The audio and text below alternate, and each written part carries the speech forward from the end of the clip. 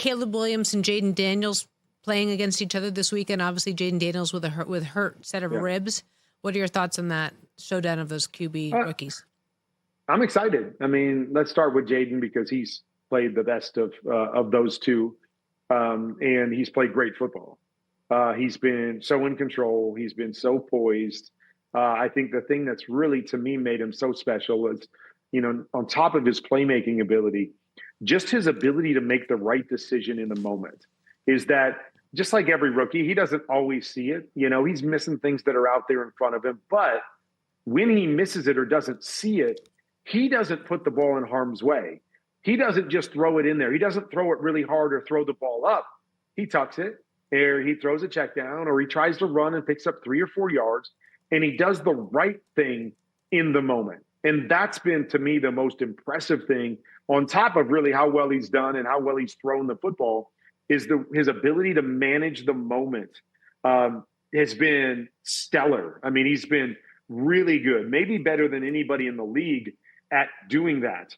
And so that's really where he's elevated himself, but he's playing unbelievable football.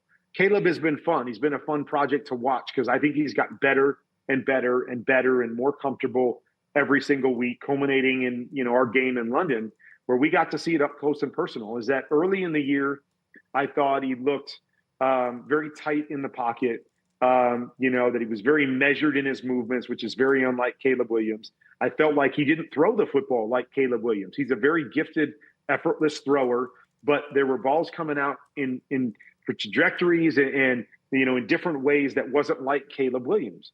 But every week I've seen him get more and more comfortable. So he looks more free in the pocket. He's getting through his reads, and I'm seeing his feet and his eyes. One thing I talked about in our broadcast, his feet and his eyes being connected was a beautiful thing to watch in that game. And then you've seen the command and his ability to throw the football now that he's gotten more comfortable with what they're asking him to do.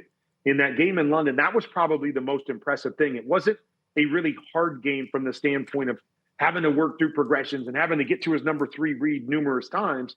It was more about placement of the football and his comfort level to go, I know exactly where I want to go with this football. I know what the read is, and I know where the football needs to be placed. And he placed it perfectly numerous times in that game. So all of those things are elements to me to say, now I'm watching the mental connect to the physical as he's growing as a player.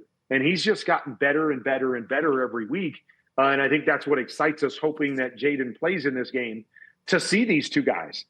Because, it was early, it was easy early on to go, Caleb, I don't know. Is he going to be because we're just looking at Jayden and going, look where Jayden is right now. It's a process for everybody. And some guys get there a little quicker than other guys, but it doesn't mean that the other guy isn't going to be special as well. And so that's what we've seen, is that Jayden was up here from the beginning and Caleb was here, and now Caleb's climbing, and he's trying to catch Jayden with that trajectory that he's on, and it's been fun to watch. And the hope, and I'm sure the hope for all Bears fans and the organization, is that he just continues to go like this. And then their hope is, as great as Jayden's been, that maybe Caleb, as he continues to traject up, ends up getting above the curve in that regard. But it's been fun to watch both of them for different reasons. And I'm excited and hoping that they both play against each other on Sunday. Kurt, I'd love your view on the following. It's a cause and effect, or an effect and cause, or a chicken and egg question. Early in the season, Caleb was being sacked a lot. I believe it was week 2 that he was sacked 7 times. And by week 6, I think it was down to 1.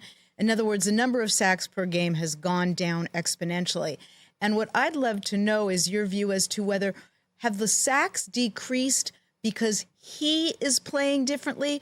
Is he playing differently because the sacks have decreased, or both? In other words, was he being sacked as often as he was because of his play, or was he playing as he was because he was being sacked that often, or both? Yeah. I think both are a factor. And then I think there's factors outside of him.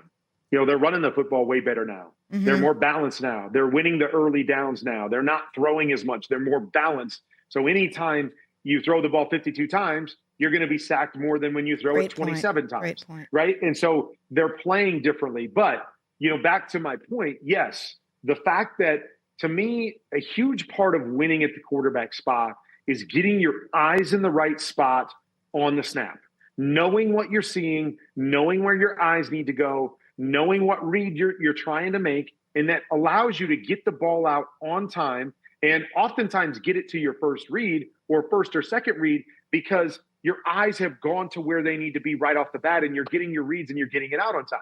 When your eyes start wrong, now you're playing late, you're playing slow, and that's what's going to lead to holding the football and taking sacks. So now that he's seeing it and understanding it and more comfortable with what they're asking him to do and where he needs to start, the whole process has sped up for him, which allows him to get the ball out quicker and avoid some of the sacks that he was taking early on. So I believe it's all cause and effect. But a huge part of playing quarterback is if you start wrong, oftentimes you're going to be wrong. If you start right, it's going to give you a way better chance to be right most of the time. Check out new episodes of What the Football with Suzy Shuster and Amy Trask every Tuesday. Watch us on the Rich Eisen Show YouTube page or follow and listen wherever you get your podcasts.